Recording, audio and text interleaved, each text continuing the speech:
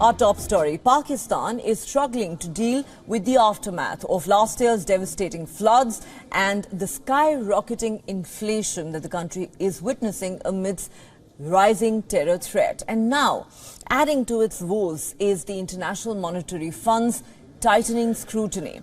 The international lending body has reportedly sought details of Pakistan's expenditure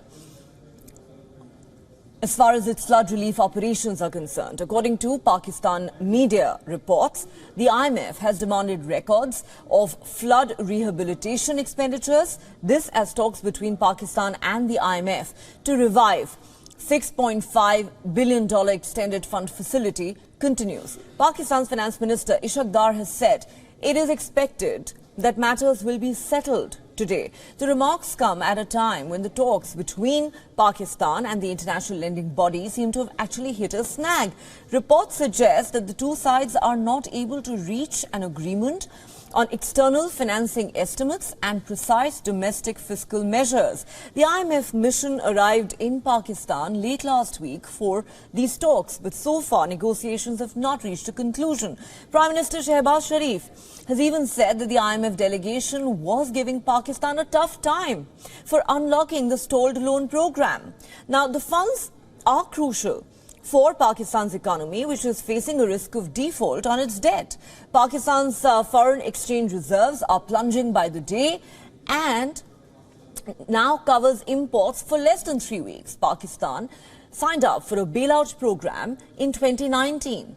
If these talks yield results, the IMF would release the next tranche of money to the tune of $1.1 billion to Pakistan. This will leave $1.4 billion as part of the program, which would then be due towards the end of June.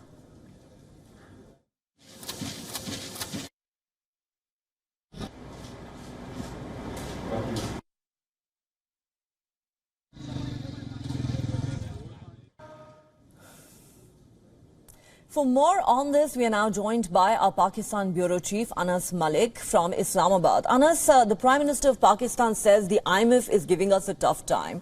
The IMF keeps laying down more and more conditions, now is demanding more details from the country. But the Finance Minister seems to be expressing optimism, saying the matter is going to be settled today. Where do these talks currently stand?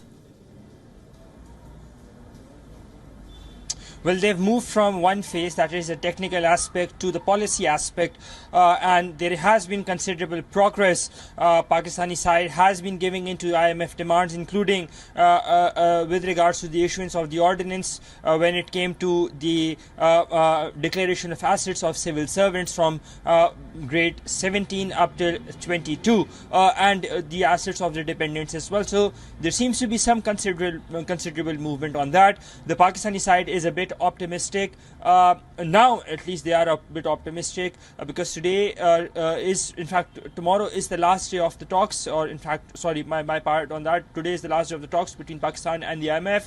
Today is the 9th of February. The IMF mission got here on the 31st of January, and they've been in constant negotiations since then. So we're expecting some movement today, some assurances being given today, and especially with regards to increasing their tax net and achieving a realistic goal. Remember, Pakistan currently has committed to the IMF that by the end of this fiscal year that ends on the 30th of June, Pakistan will be collecting about 855 billion Pakistani rupees in taxes from the public. That amount stands roughly at about over 250 billion in the first 6 months, and less than 5 months down, there seems to be no reprieve in sight, no relief in sight. So that is going to be the key area of focus with regards to taxation and cutting down on subsidies. That is the reason that the Pakistani side is now optimistic that by the end of today's talks, that would end in about 3 to 4 hours maximum, we'd be seeing some announcement, some positive trajectory, and some conclusion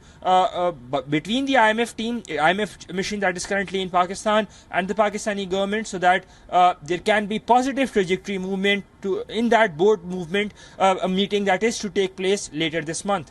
All right. Yeah. So will there finally be fruition at the end of these talks as far as Pakistan is concerned? Because Pakistan desperately needs that bailout package. Thanks very much, Anas, for getting us all those details.